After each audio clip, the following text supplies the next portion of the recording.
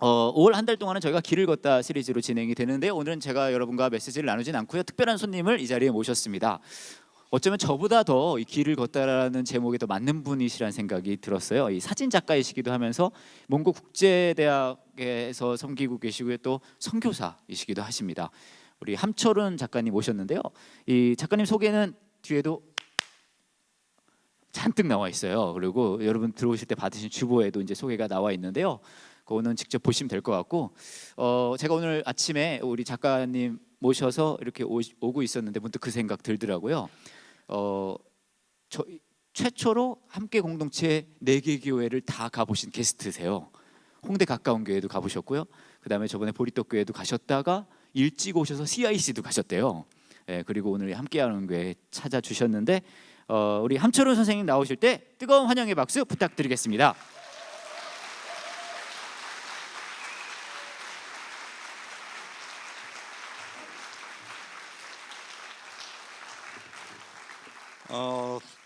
저도 막 뛰어다녀야 될 것 같아요. 얼마나 분위기가 밝고 좋은지요. 정말 저는 여러분들 날짜 정해지고 손꼽아 기다리다가 이제 이 교회를 다 섭렵하게 됐습니다. 근데 오늘이 제일 어려운 그런 시간인 것 같아요. 근데 그렇죠. 위기는 언제나 기회라고요. 그래서 사진 작가가 예배를 인도하러, 또 주일 예배를 인도하러 이 자리에 쓴다는 거는 정말 전 출세한 사진 작가입니다. 이건 뭐 저도 경력이 좋아서 사람이 별거 아닌데 경력은 좋다 뭐 이런 얘기를 많이 듣는데, 여기 쓰는 거 이상의 경력은 없는 것 같습니다. 더군다나 오늘 여러분하고 나눌 성경 구절이 그 유명한 짐진 자 다 내게로 오라라는 내용이기 때문에 도대체 이걸 어떻게 감당하려고 이 짐을 짓나 저도 걱정인데, 한번 마태복음 11장 말씀인데 한번 그 말씀부터 보고 갈까요? 11장 28절에서 30절입니다. 다 피셨어요? 예. 여기 다 나왔네요. 여기 피는 동작이 없는데 다 대답하시는 거 보고 제가 눈치를 챘어요. 저기 나오는 텔레비전 화면에는 시간만 나오고 있어요. 착착착착. 그래서 저는 저걸 될 수 있으면 안 보려고 그러는데, 자 같이 봉독할까요? 길지 않으니까. 28절. 수고하고 무거운 짐진 자들아 다 내게로 오라. 내가 너희를 쉬게 하리라. 나는 마음이 온유하고 겸손하니 나의 영을 메고 내게 배우라. 그리하면 너희 마음에 쉼을 얻으리니 이는 내 멍에는 쉽고 내 짐은 가벼움이라 하시니라. 이 사람들이 다 알고 있는 이 유명한 구절을 저 사진 작가가 도대체 어떻게 감당하려고 이걸 했나, 여러분들 좀 긴장하셔야 됩니다. 보세요. 예수님이 무거운 짐을 진 자는 다 내게로 오라고 그러셨는데, 제가 이 말을 갖고 나온 것은 이 말에 제가 사진작가로서 이 자리에 쓰는 거에 연결되는 부분이 있기 때문에 그렇습니다. 자, 사진작가는 예술가일까요? 아닐까요? 이거는 제가 사진을 쭉 하면서 후반부에 듣게 된 말입니다. 항상 이 말을 들었습니다. 사진도 예술이냐? 정말 그 말을 들으면서 아주 서러운 마음으로 나 스스로를 돌아보면서 난 예술가도 아니다라는 주위의 사람들, 특히 제일 무섭게 내 옆에서 너는 사진을 하니까 넌 예술가도 아니야 라는 말을 누가 했을까요? 제 아내가. 그것도 아니 뭐 사진을 돈을 내고 배우러 오는 사람은 도대체 뭐냐 라면서 제 아내가 저를 핀잔을 주고 그랬어요. 그 압박과 서름에서 이제 여러분들에게 사진도 예술이란 말을 조금 아까 들었다고요. 근데 광주 비엔날레 같은 경우에 보면 예산의 50%가 이제 사진으로 가고 있거든요. 이게 어떤 일이 생긴 걸까 그 사이에. 그러니까 이런 얘기까지 했어요. 우리 사진가 협회에서는, 민사협에 제가 기획위원을 했는데, 사진 예술 아닙니다. 괜찮습니다. 그냥 사진은 사진입니다. 근데 예총 안에 사진작가 협회가 있는 사협에. 그러다가 거기서 조금 트러블이 생겨가지고 그 해외에서 온 유학 사진 작가들 중심으로 바깥으로 나간 게 민예총이 됐어요. 뭐 운동권이라서 간 게 아니라 갈 데가 없어가지고 예총하고 결별을 하고 민예총으로 들어갔는데 거긴 민자가 다 들어가요. 그래가지고 민사협. 그래서 제가 그건 옛날 얘기예요. 근데 거기서 협회 돈으로 전시를 해주는 거예요. 코닥 포토살롱에서. 그러면 기획위원이면은 평생직이에요. 못 잘라요. 그러게 제가 그 백이 좀 그때 셌거든요. 그래서 협회에서 전시를 해줬는데 전시 제목이 보이지 않는 손이에요. 그래서 태어나기 전에 자궁 속에 있는 아기의 손부터 쭉 지나가서 땅에 그 뼈다귀만 남아있는 손의 뼈까지의 그 과정을 다 보이지 않는 손으로 풀어낸 게 전시 제목이었거든요. 거기서 이렇게 최승희 무용가의 손도 나오고요. 막 이렇게 죽이는 사람을 억누르는 그 탄압하는 그런 남자의 손도 나오고요. 물론 여자의 손은 살리는 손이고 살림, 남자는 이렇게 군림하는 손 이런 부분으로 표시한 건데 거기에 우리 그 사진 작가 협회에 어른들이 오시지 않으신 거예요. 이유는 이거예요. 야 그게 전도 집회지 전시회냐? 거기서 이제 부딪혔죠 처음에. 그래가지고 막 싸움이 생긴 거죠. 그러니까 사진 작가가 자기가 생각하고 있는 가장 귀한 것을 사진으로 표시를 했는데 사진 협회에서 볼 때는 너무 한쪽 종교 쪽으로 가서 치우쳤다고 생각을 하셨던 것 같아요. 그래서 그 다음 날 코닥 포토살롱이니까 밑에 오비 비어홀이 있어요. 거기서 그 어른들하고 화해를 하고 그분들이 전시에 오시게 되는 그런 해프닝이 벌어졌는데 거기에 뒤끝이 긴 저는 상처받고 떠나게 됩니다. 그래서 제가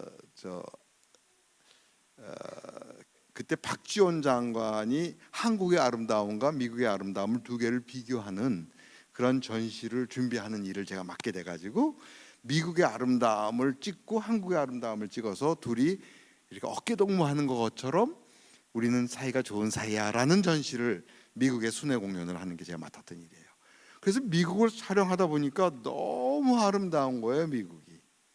그리고 어깨동무라고 얘기하지만 무슨 어깨동무? IMF 때인데 팔이 막 찢어져도 안 닿는 거예요, 미국에. 그런데도 알아서 미국과 한국의 아름다움을 정리하는 거예요. 저는 지금 아름다움을 정리하는 일을 맡은 거예요. 그게 예술가 일이에요. 근데 조금 전에 사회를 보신 우리 목사님이 아름다운 날이라는 얘기를 하시는 바람에 전 내 영역인데 왜 건드릴까 그랬단 말이죠. 그러니까 아름다움. 그래서 저는 사진을 찍다가 세상에 있는 아름다움을 많이 보게 됐어요. 특별히 너 지금 나이가 몇인데 지금도 꽃 타령이냐 이런 말을 제 동창한테 많이 들어요. 그래가지고 이번에 나온 책 거기에 이런 글을 썼어요. 꽃을 본다는 것은 세상을 보고 하늘을 본다는 것이다. 꽃을 오래 본다는 것은 우주를 가까이 본다는 것이다. 그리고 꽃에는 같은 꽃이라 하더라도 비교되는 아름다움이 있기에 그것이 바람이 불면 제각기 자기 마음대로 흔들린다. 모두 하나같이 당당하다. 그래서 아무리 작은 꽃도 우연히 핀 것은 없다. 만약 저 작은 꽃 한 송이가 없었다면 이 우주는 그만큼 완성되지 않은 것이나 다름없다. 그렇게 꽃은 구체적이지 않은 추상이다. 추상의 끝자락에 바람과 냄새의 어질머리가 있다. 이런 글이 있어요.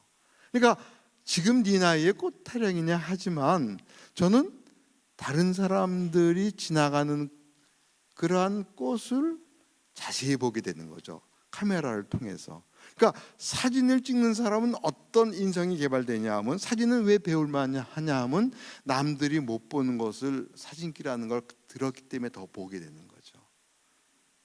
그래서 아까 우리가 읽었던 본문하고 연결된다면은 우리가 나오고 있는 지금 전체 주제가 길을 걷다인데, 어떤 길을 걷는 과정에 여러분이 사진작가랑 이렇게 제가 예배라는 이름으로 만났냐는 거죠. 지금 여러분 저하고 예배를 보고 있기 때문에 저는 상당히 부담감이 있죠. 이게 예배해야 되는 거죠.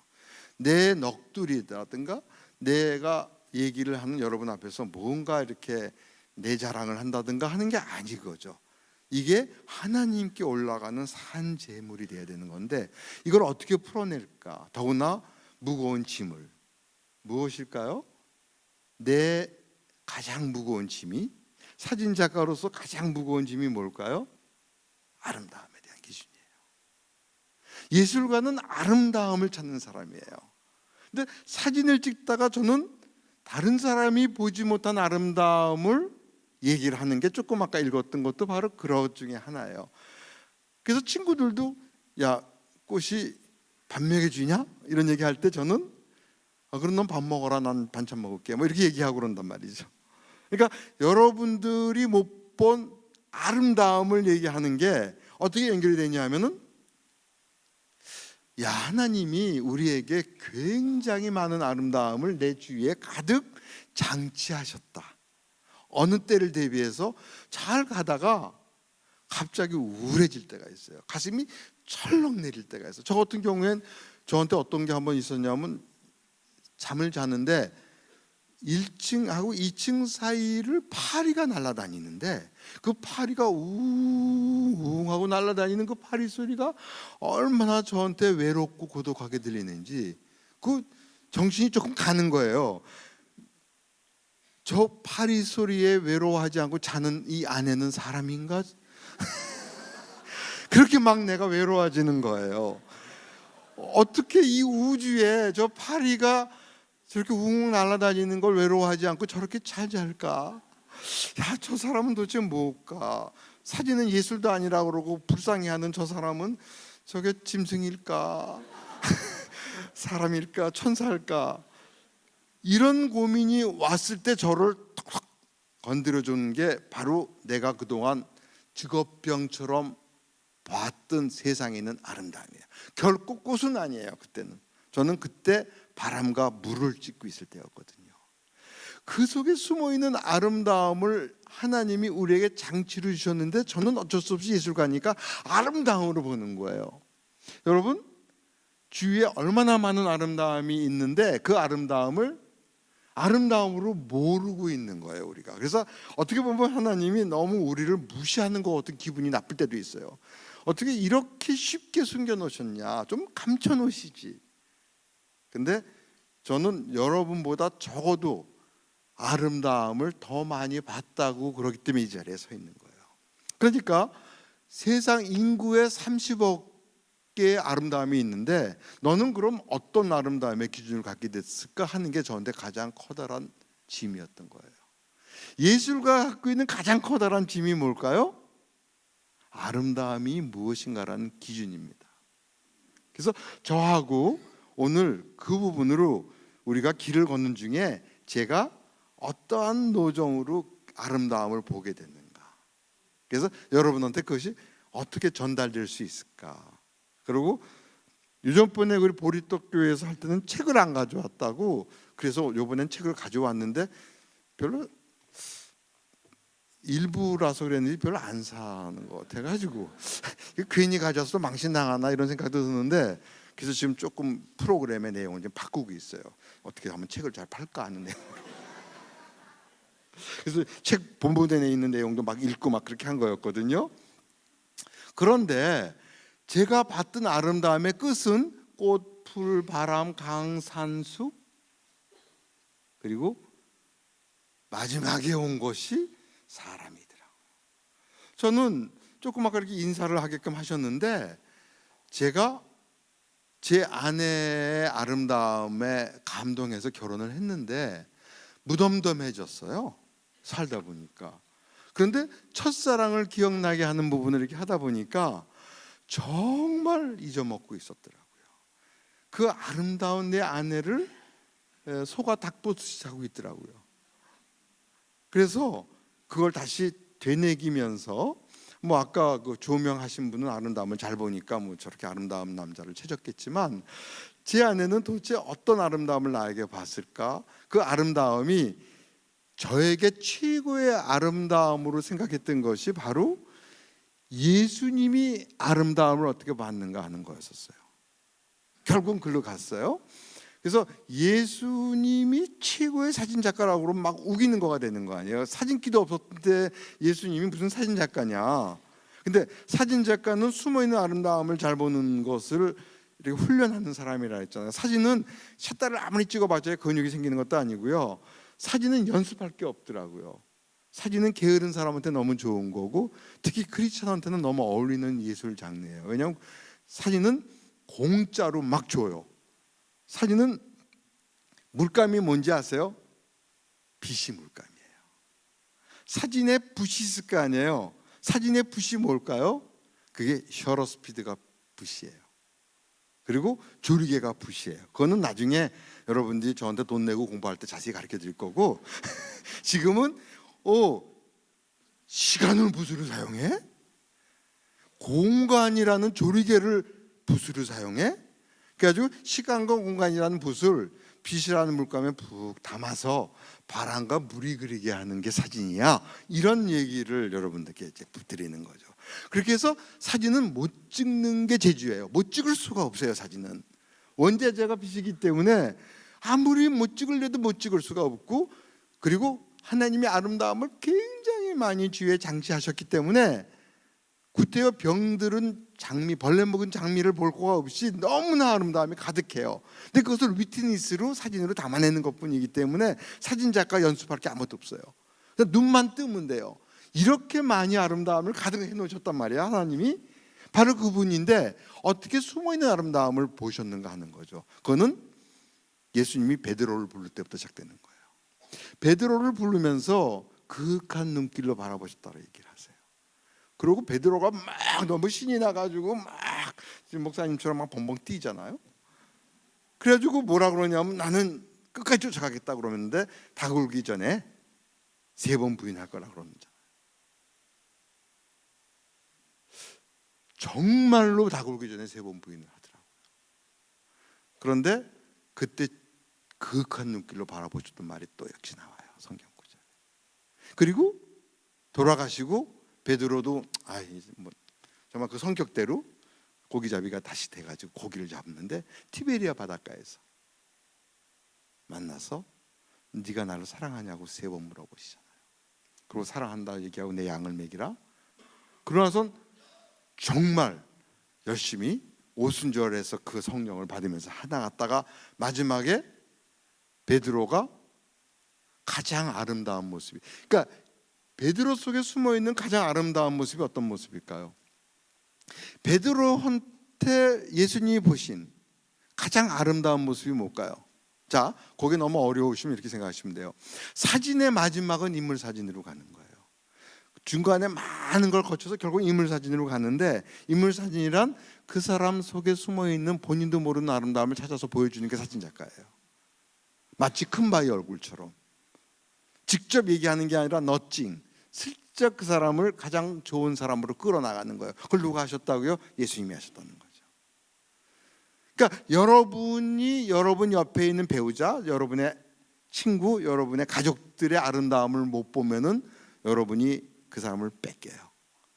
그게 뭐냐면 제가 아까 미국과 한국의 아름다움을 찍었다고 그랬잖아요.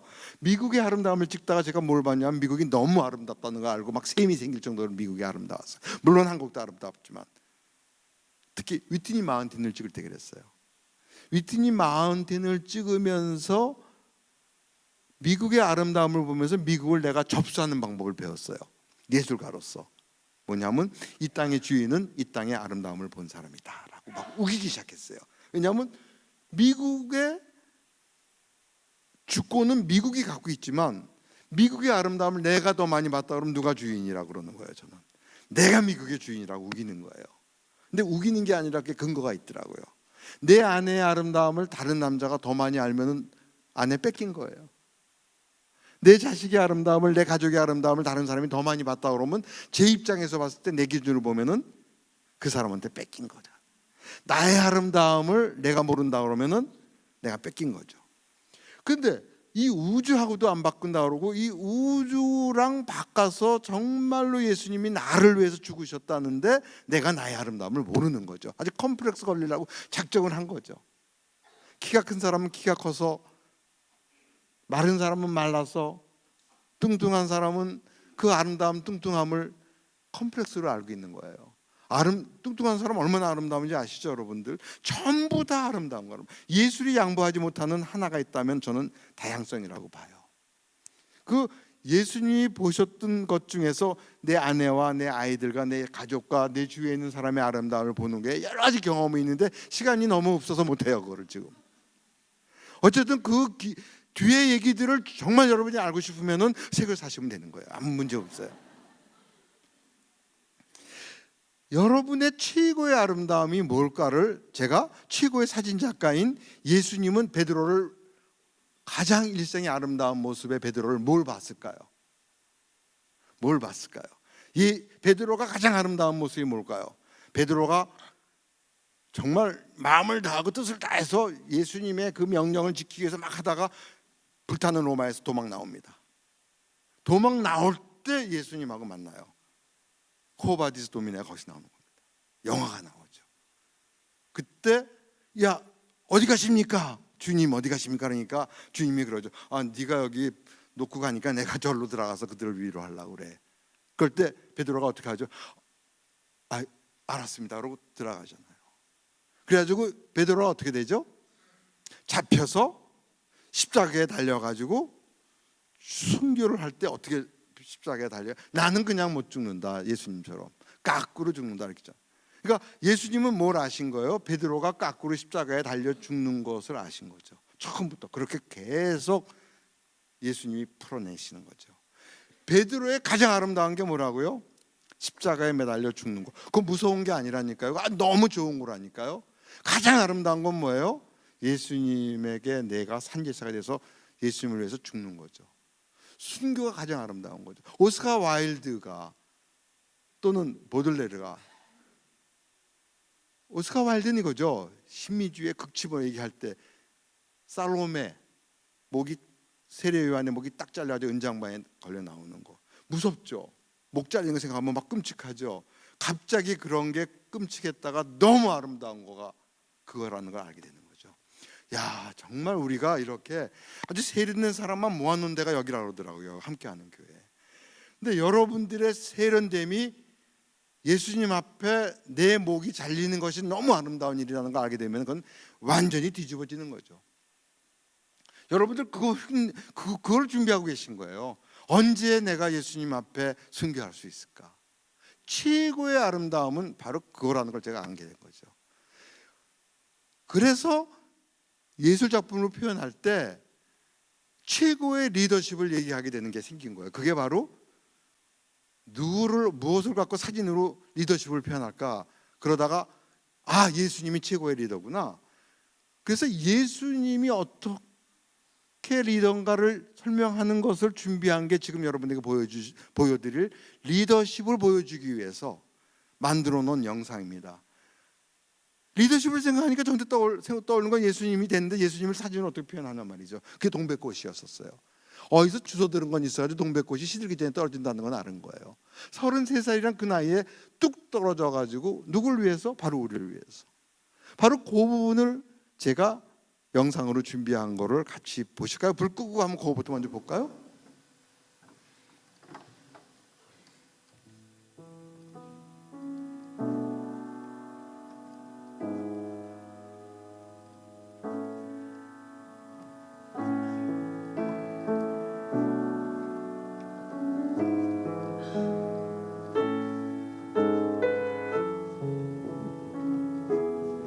정말 만유에 뛰어나신 그 이름 예수 그리스도, 그분이 정말 above all, 우리가 알고 지금 여러분에게 피아노 쳐주고 계시죠. 동백꽃이 저는 우리나라에만 있는 줄 알았었어요.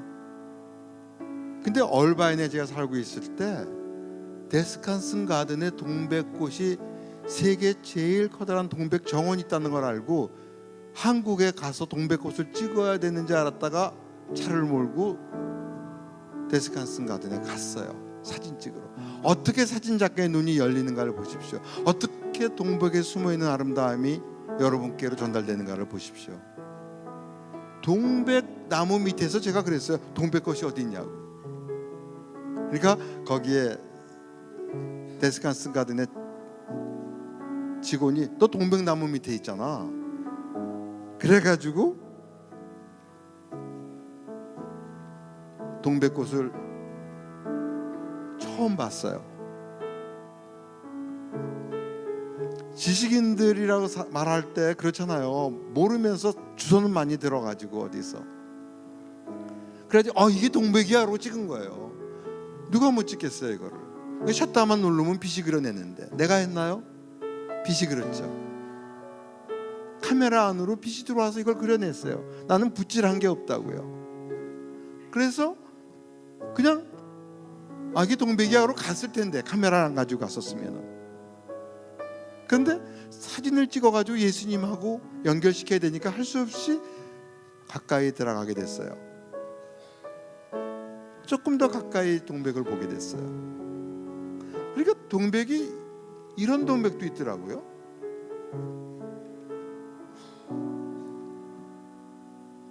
아직 피지 않은 선운사의 동백꽃을 미리 보고 왔던 어느 시인의 얘기.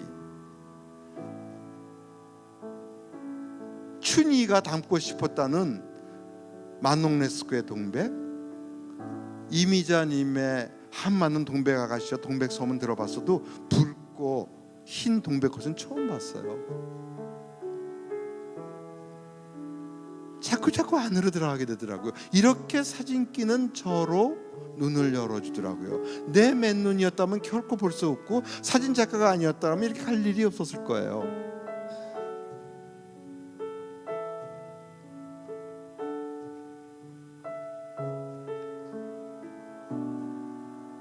그러고 더 가까이 가니까 이렇더라고요 동백이.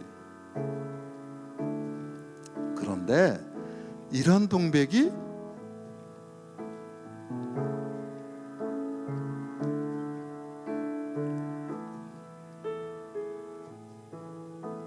지난해 떨어진 동백 위에 또 떨어진 동백을 내가 바랐던 것은 그 동백이었거든요. 활짝 핀 동백도 좋지만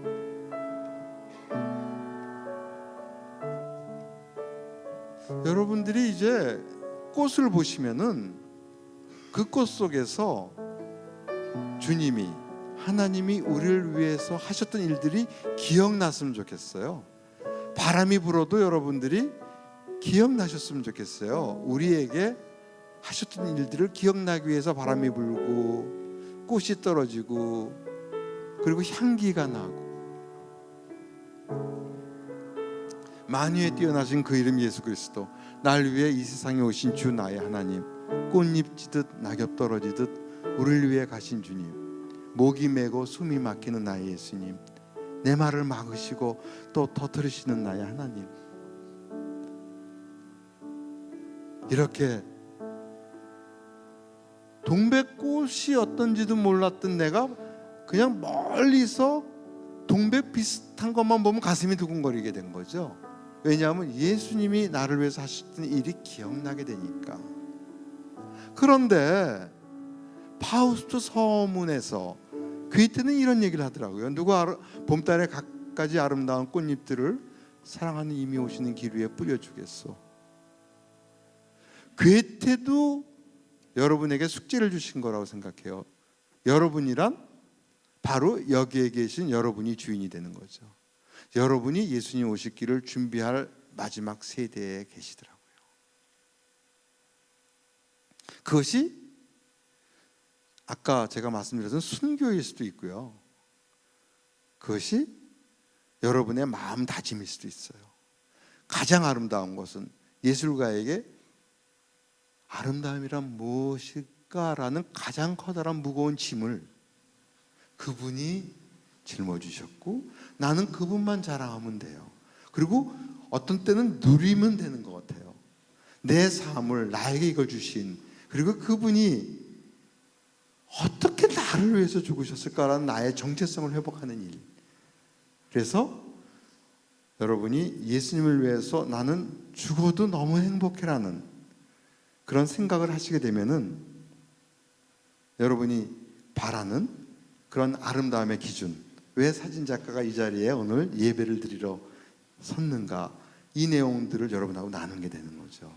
그래서 이게 바로 우리가 가고 있는 길을 이렇게 걷는 중에 어느 한 길에 저랑 만나서 사진작가도 아름다움을 알고 지천에 깔려있는 아름다움이 바로 하나님이 우리에게 주신 사랑이라는 걸 알게 됐다 그러면은 얼마나 행복할까. 그리고 억지로가 아니라 기꺼이 교회에 오는 것을 행복하게 알고 교회에 와서 그 얘기를 하고, 우리의 아이들은 정말 천박한 세상 문화를 아는 게 아니라 아주 고급의 하나님의 얘기를 듣는 게 최고의 문화인 것을 알게 됐을 때, 아주 모이는 것을 막 힘쓰는 게, 억지로 힘쓰는 게 아니라 제일 좋은 게 그거라서, 저는 신학을 하기 위해서 아내 보고 나 신학한다고 얘기하니까 자기가 그 사모가 안 되기 때문에 너가 하면 안 돼 그러더라고요. 그래서 저한테 준 게 다른 방법으로 하나님을 높이는 길이 있을 거라고 그래가지고 선택한 게 사진작가예요. 그래서 많이 넘어 시작해서 제가 그 사진을 하는 것 자체가 이렇게 선교사로 가기까지가 아까 얘기한 예수님이 최고의 사진작가인 것처럼 나의 최고의 아름다움은 무엇인가를 저도 지금 기대하고 있어요. 그럼 각자 여러분들이 여러분과 여러분 옆에 있는 사람의 예수님이 지금 보신 아름다움이 뭐길래 아직도 안 죽이고 계실까? 왜 우리가 아직까지 숨을 쉬고 있을까? 아직 그것이 이루어지지 않았어. 바로 여러분의 최고의 아름다움을 여러분이 완성시키고 기대하고, 어쩌면 그것의 끝이 사한 제물로 예수님에게 드리는 것이라는 것을 제가 드리는 메시지로 하고 책 팔러 나가겠습니다. 감사합니다.